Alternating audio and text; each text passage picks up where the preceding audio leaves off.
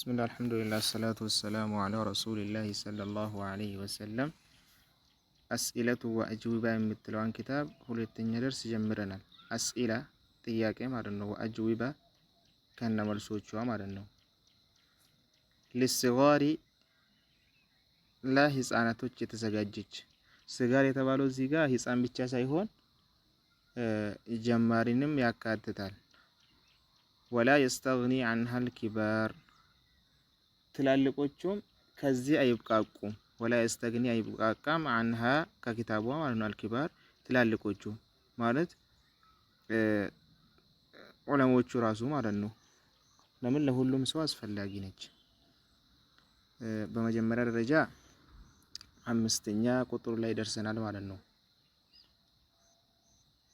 لماذا خلقنا الله تعالى وما الدليل لماذا ለምንድን ነው لماذا ማለት ለምንድን ነው ማለት ነው።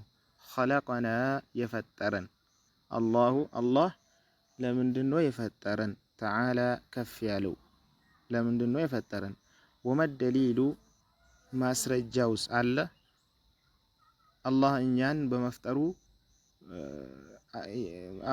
የፈጠረበት ዓላማ ማስረጃ አለው። አላህ ለዓላማ ነው የፈጠረን ያ ነገር ማስረጃ አለው ወይ እያለ ነው። الجواب መልሱ አለ الجواب መልስ ማለት ነው። لعبادته وحده تعالى لعبادته لا አምልኮ ብሎ ነው የኛን የፈጠረው ማለት ነው። وحده በብቸኝነት قال الله تعالى الله سبحانه وتعالى ከፍ ያለው አላህ እንደዚህ ብሏል ማለት ነው። وما خلقت الجن والإنس إلا ليعبدون وما خلقت الجن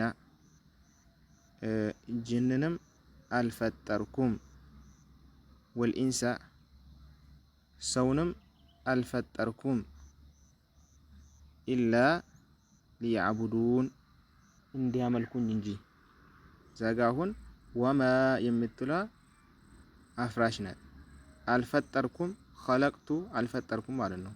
الجن ጅንንም ሆነ والإنس ሰዎችን إلا ليعبدون እንዲያመልኩኝ እንጂ ማለት ነው።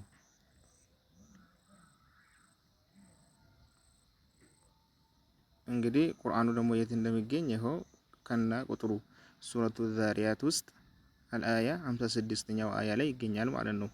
ይሄ አላህ Subhanahu Wa Ta'ala በራሱ ጊዜ የተናገረው ነው።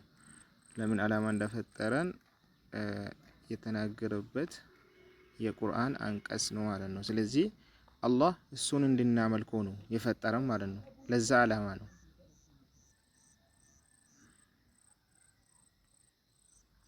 ከእንስሳ የምንለየው በዚሁ ነው። እሱን በማምለክ ነው። እንስሳዎቹ እንኳን እኛ አናቅም እንጂ አላህን ያመልካሉ። لا تفقهون ولكن لا تفقهون تسبيحهم የነሱን አምልኮ እናንተ አታቁም እንጂ ያመልኩኛል ይላል። ما أعظم واجب علينا ما أعظم واجب علينا ما ምንድነው ማለት ነው። أعظم ትልቁ ዋጅብን ግዴታ علينا በእኛ ላይ ትልቁ ግዴታ በእኛ ላይ ምንድነው? أعظم ትልቅ ዋጅብ ግዴታ علينا በእኛ ላይ ትልቁ ግዴታ ምንድነው እያለ ነው። الجواب መልሱ ማለት ነው። التوحيد وهو إفراد الله تعالى بما يستحق በእኛ ላይ ትልቁ ግዴታ እንግዲህ التوحيد አላህን በብቸኝነት ማምለክ ነው። ተውሂድ ማለት አላህን በብቸኝነት ማምለክ ነው። وهو እሱ ደግሞ ተውሂድ ማለት ነው። إفراد الله አላህን መነጠል ነው። تعالى ከፍ ያለው አላህ መነጠል ነው።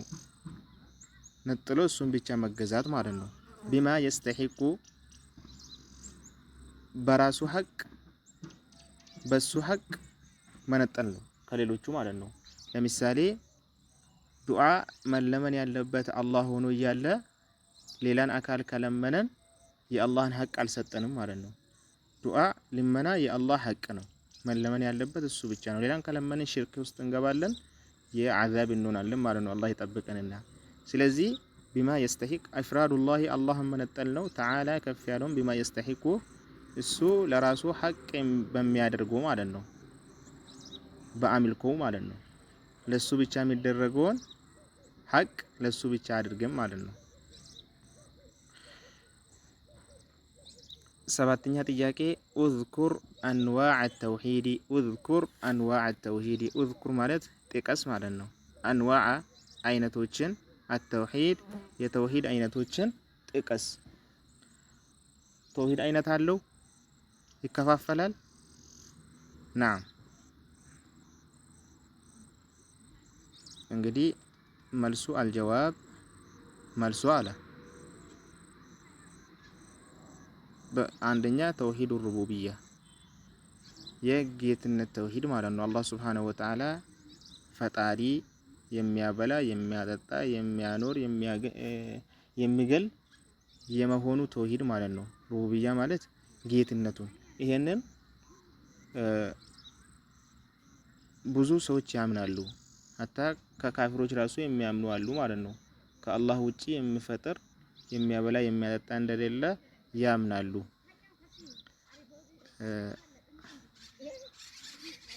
ሁለተኛው ተውሂዱል ኡሉሂያ የአምልኮ ተውሂድ ማለት ነው። ኡሉሂያ ማለት ጌትነት ነው፣ የአምልኮ ማለት ነው።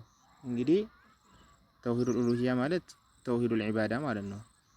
አላህን በአምልኮ መነጠል፣ ይሄ ነው ተውሂድ አልኡሉሂያ። ይሄ ደግሞ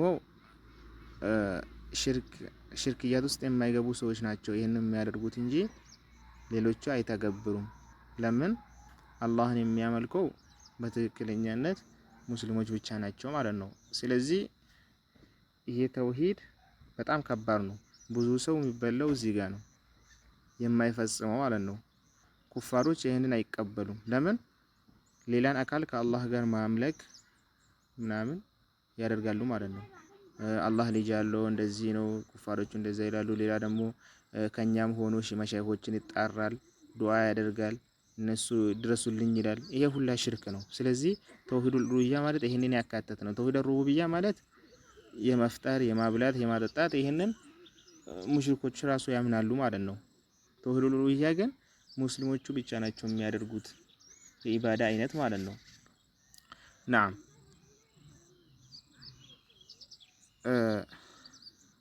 ሶስተኛ ደረጃ ተውሂድ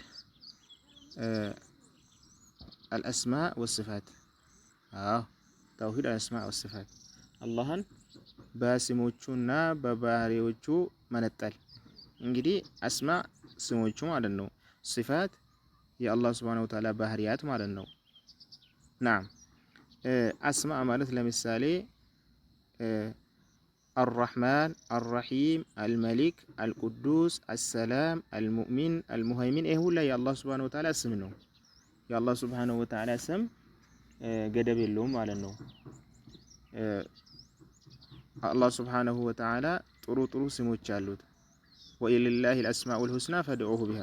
አላህ ሱብሓነሁ ወተዓላ ጥሩ ስሞች አሉት በሱ ለምኑኝ ብሎ ቁርአኑ ላይ አስቀምጧል። ተውሂዱል አስማ ወሲፋት አላህን ሱብሓነሁ ወተዓላ በስሞቹ መነጠል። ለምሳሌ አርረሕማን ብለን ሰውን መሰየም የለብንም፣ የአላህ ሱብሓነሁ ወተዓላ ስም ነው። አብዱራህማን ግን ይቻላል። አብዱራህማን ማለት የአላህ ባሪያ ማለት ነው። የራህማን ባሪያ ነው። ግን አርረሕማን ብለን ሰውን አንሰይምም። አርረሒም አንልም ሰውን። አብዱራሂም፣ አብዱልመሊክ ይቻላል። ናም ወሲፋት ባህሪያዎቹ ማለት ነው። ለምሳሌ አላህ ያያል፣ ይሰማል፣ ለሱ የሚገባ እጅ አለው ብለን ማለት ነው። ስፋቱ ነው ይሄ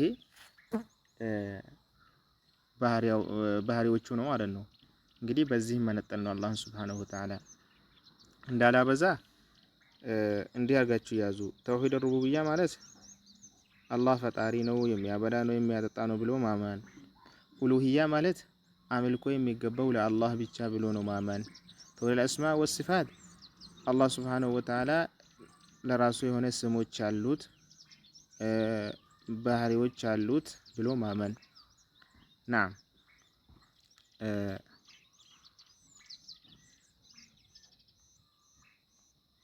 እሺ ስምንተኛ ጥያቄ ማ ከሊመቱ ተውሂድ የተውሂድ ቃል ምንድናት? ማለት ተውሂድ የራሱ የሆነ ቃል አለው። ተውሂድ እያለን ነው፣ ግን ቃሉ የትኛው ነው? እስኪ ተውሂድ የሚለውን በምንድን ነው የምንገልጸው? ወማ ማዕናሃ የተውሂድ ትርጉም ኢሳ ምንድን ነው? የተውሂድ ትርጉም ምንድን ነው ማለት ነው? አልጀዋብ መልሱ ከሊመቱ ተውሂድ የተውሂድ ቃል ተብላ የምትታወቀው ማለት ነው። ከሊመቱ ተውሂድ የተውሂድ ቃል ተብላ የምትታወቀው ና ሂያ አፍዋን ሂያ እሷ ማለት ነው። የተውሂድ ቃል ተብላ የምትታወቀው ሂያ እሷ ላኢላሃ ኢለላህ የሚል ቃል ነው። ይሄ የተውሂድ ቃል ተብሎ ይታወቃል። አላህን በብቸኝነት ማምለክ ስለሆነ ማለት ነው። ላኢላሃ ኢለላህ ማለት በሐቅ የሚያመልኩት ከአላህ ሱብሓነሁ ወተዓላ ውጭ የለም ብሎ ማመን ነው። ይሄ ላኢላሃ ኢለላህ ነው።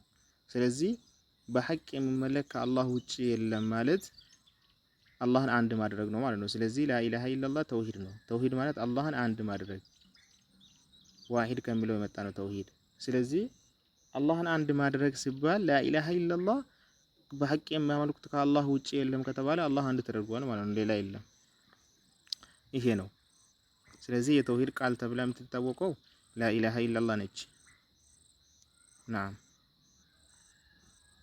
ወማዕናሃ ትርጉሟ ደግሞ የተውሂድ ትርጉም ማለት ነው። የላኢላሃ ኢለላህ ትርጉም አፍዋን የላኢላሃ ኢለላህ ትርጉም ማዕና ማለት ትርጉም ላ ማዕቡዳ የሚያመልኩት የለም ማለት ነው። ላ ማዕቡድ የሚያመልኩት የለም ሐቁን በሐቅ ማለት ነው። ኢለላህ ከአላህ ውጪ በሐቅ የሚያመልኩት የለም። ላ ማዕቡዳ እንግዲህ ላ ማለት የለም ነው። ማዕቡዳ ተመላኪ የለም። ሐቁን በሐቅ ኢለላህ ከአላህ ውጪ ማለት ነው። ላኢላሃ ኢለላህ ማለት በአረብኛ ትርጉሙ ይሄ ነው። ላኢላሃ ኢለላህ በአረብኛ ስትተረጎም እንደዚህ ነው። ላኢላሃ ኢለላህ የሚለው ቃል በአረብኛ ትርጉሙ ላ ማዕቡድ ሐቁን ኢለላህ በሐቅ የሚመለክ ከአላህ ውጪ የለም ብሎ ማመን ነው ማለት ነው። ስለዚህ ላኢላሃ ኢለላህ ምንድነው ከተባለ በአረብኛ ስትመልሱ ላ ማዕቡድ ሐቁን ኢለላህ በአማርኛ በሐቅ የሚያመልኩት ከአላህ ውጪ የለም ብላችሁ ትመልሳላችሁ ማለት ነው። ወሰለላሁ ወሰለም ዐላ ነቢይና ሙሐመድ ወዐላ አሊሂ ወሰሕቢሂ ወሰለም አጅመዒን።